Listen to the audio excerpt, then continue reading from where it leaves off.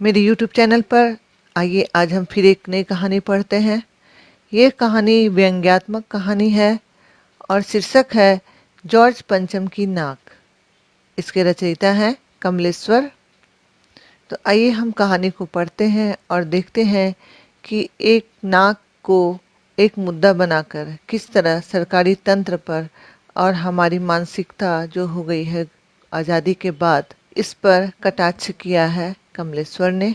हम कहानी को पढ़ते जाते हैं और साथ साथ ही इसमें जो संदेश है उसे भी समझने की कोशिश करते चलते हैं। तो आइए पढ़ते हैं कहानी जॉर्ज पंचम की नाक। जॉर्ज पंचम की नाक कमलेश्वर ने व्यंग्य के रूप में यहाँ पर नाक शब्द का उपयोग किया है और अंग्रेजी हुकूमत से आज़ादी मिलने के बाद भी कुछ लोग जो सत्ता से जुड़े थे और जिनकी मानसिकता में गुलामी और विदेशी आकर्षण छाया हुआ था, उसे ही जॉर्ज पंचम की नाक कहानी में व्यक्त किया गया है।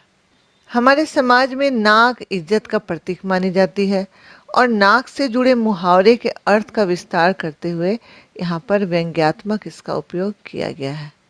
गुलामी के खत्म होने के बाद भी मानसिकता में जैसे गुलामी इतनी रच बस गई थी, इंग्लैंड की रानी एलिजाबेथ के भारत आने पर अपना सारा कामकाज छोड़ उनके आगमन की तैयारी और स्वागत में पूरा का पूरा सरकारी तंत्र लग जाता है और जॉर्ज पंचम की टूटी नाक लगवाने के लिए अपनी नाक कटवाने को भी तैयार हो जाता है। इंग्लैंड की रानी भारत पधारने वाली है अपने पति के साथ। रोज ही लंदन के अखबारों में ये चर्चा हो रही है, तैयारी चल रही है। भारत, पाकिस्तान और नेपाल के दौरे पर रानी कब और कहाँ क्या क्या पहनेंगी, इस चक्कर में दर्जी भी परेशान था।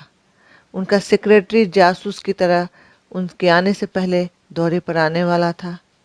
जमाना नया था, इसलिए फोटोग्राफरों की फौज भी तैयार थी।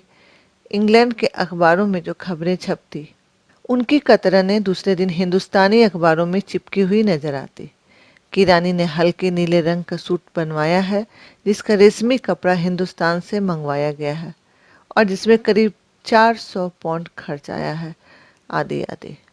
रानी की जैसे जनपत्री छपने लगी। उनके नौकरों, बावर्चियों, खानसामों, अंगरक्षकों, यहाँ तक कि शाही महल के कुत्तों तक की तस्वीरें अखबारों में छप गई। शंख इंग्लैंड में बज रहा था और उसकी गूंज हिंदुस्तान में आ रही थी। इतना शोर शराबा था, राजधानी में जैसे तहलका मचा हुआ था।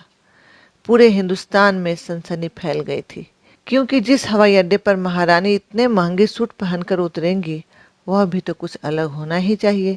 कुछ क्या, बहुत कुछ होना चाहिए। जैसे दिल्ली कह रही हो, वो आए घर हमारे, खुदा की रहमत, कभी हम उनको, कभी अपने घर को देखते हैं। नई दिल्ली का काया पलट हो गया हो, जैसे बुढ़ापे की धूल साफ हो गई, सड़कें जवान हो गई, इमारतों ने नाजनीनों की तरह श्रृंगार किया। लेकिन तभी एक मुश्किल खड़ी हो गई कि दिल्ली में सब कुछ था और हो रहा था, पर जॉर्ज पंचम की नाक नहीं थी। यह एक मूर्ति थी जॉर्ज पंचम की, जिसकी नाक गायब थी। और यह नाक तब गायब हुई थी जब भारत में एक आंदोलन चल रहा था। हथियारबंद पहरेदार गश्त लगाते रहे और लाट की नाक चली गई। और अब रानी आ रही है और नाक न हो, ये कैसे हो सकता है। इसके लिए उच्च स्तर पर मीटिंगें बुलाई गई, मशवरे हुए और इस नतीजे पर पहुंचा गया कि नाक का होना जरूरी है।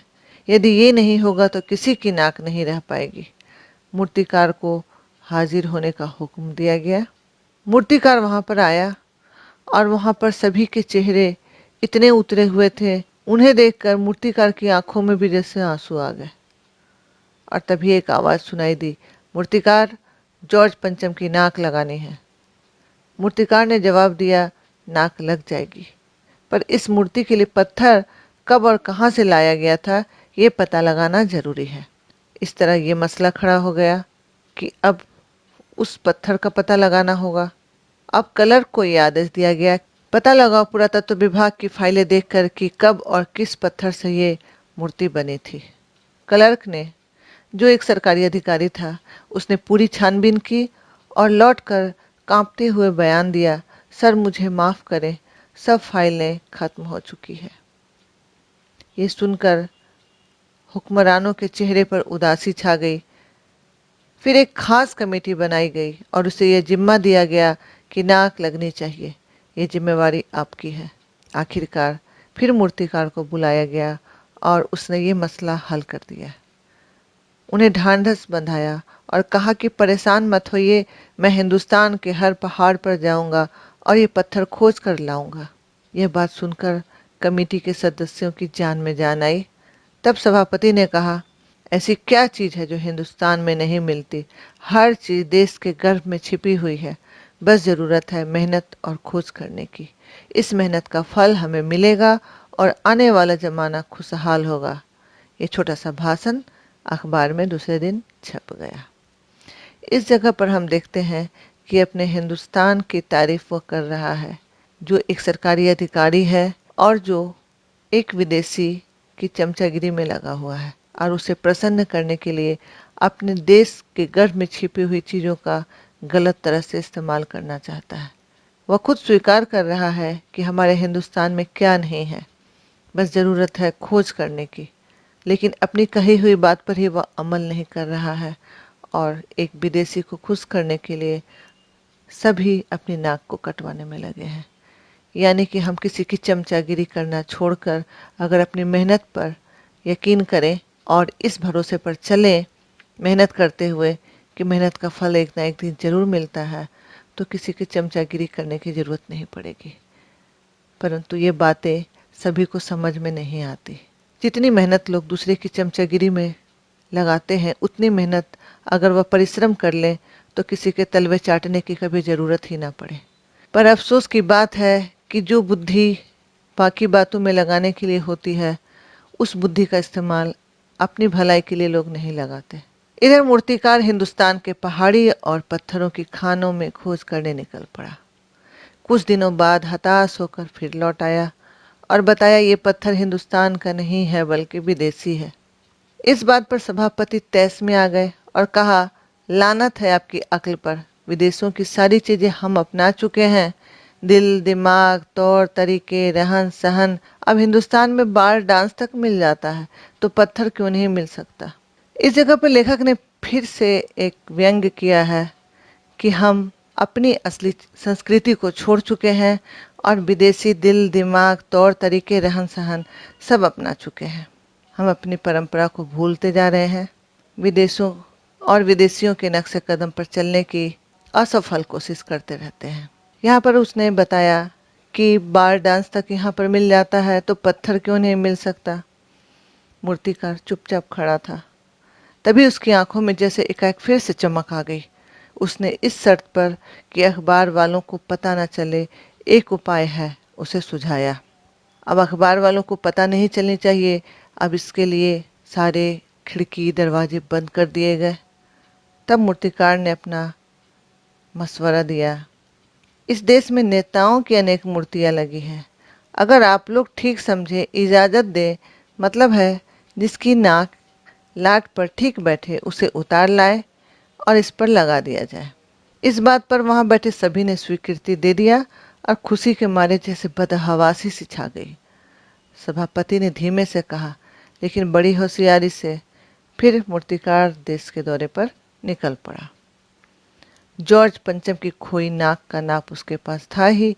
उसने दादा भाई नौरोजी, गोखले, तिलक, शिवाजी, कौसाजी, जहांगीर सबकी नाकें टटोली, नापी।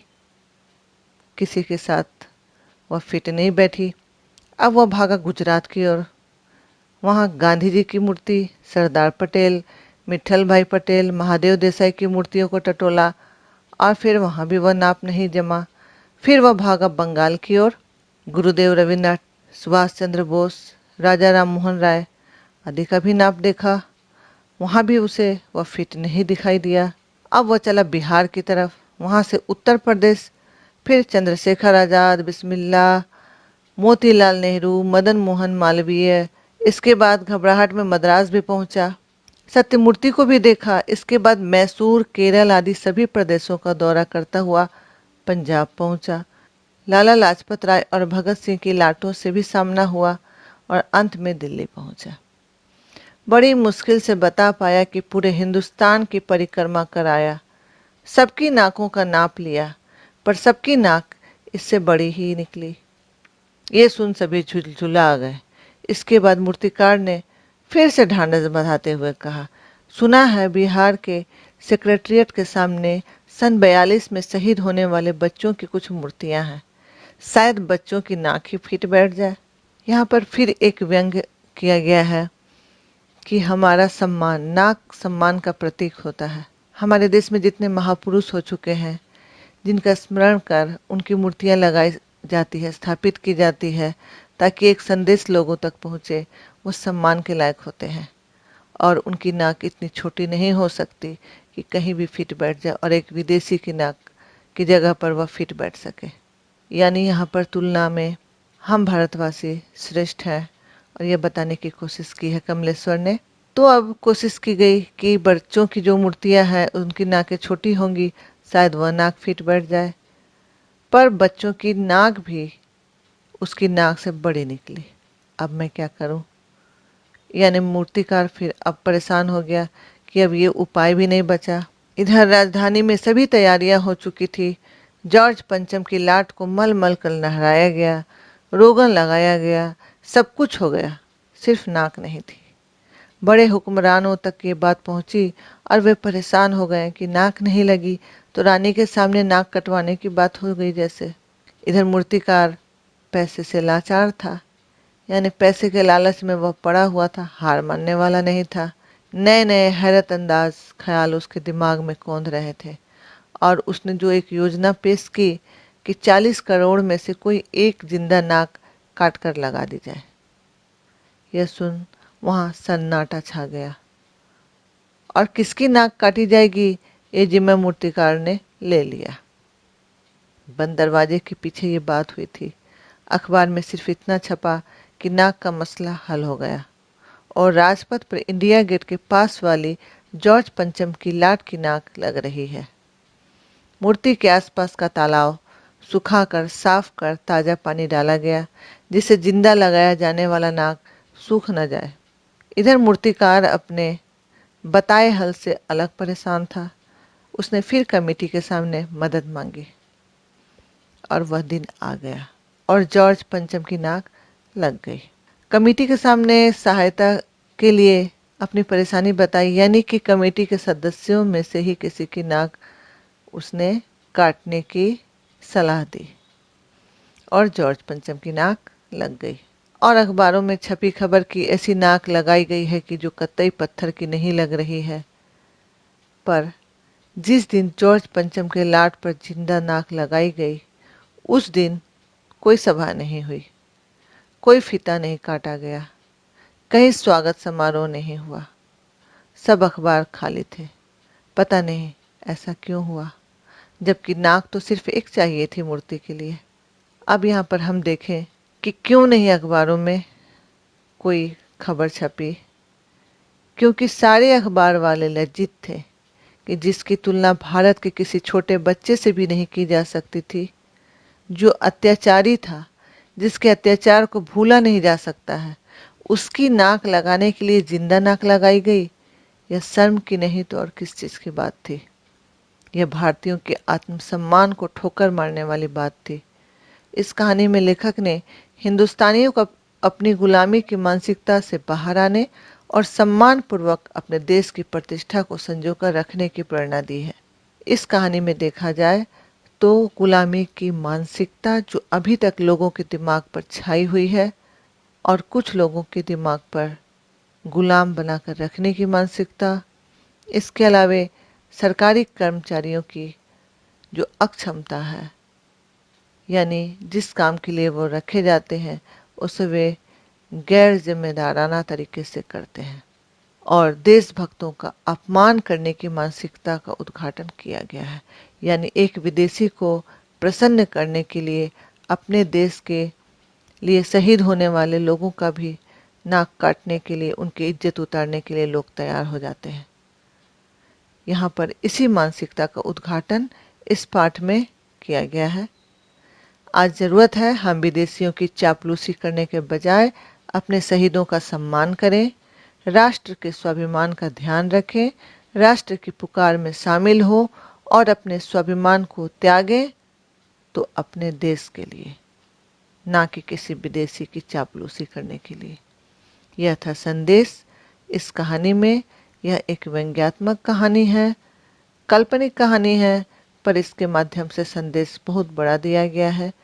ज़रूरत है हमें अपनी मानसिकता को बदलने की और अपने स्वाभिमान को जगाने की, जगाए रखने की, और मर मिटना हो, ना कि कटवानी हो तो अपने देश के लिए कटवाएं। यह थी कहानी एक अच्छे संदेश के साथ। मैं आपसे मिलती हूँ फिर अगले वीडियो में कुछ और कहानियों के साथ। तब तक के लिए मेरा वीडियो देखने के लिए आपका बहुत बहुत धन्यवाद। अगर मेरे चैनल को सब्सक्राइब नहीं किया है तो इसे सब्सक्राइब कर लें।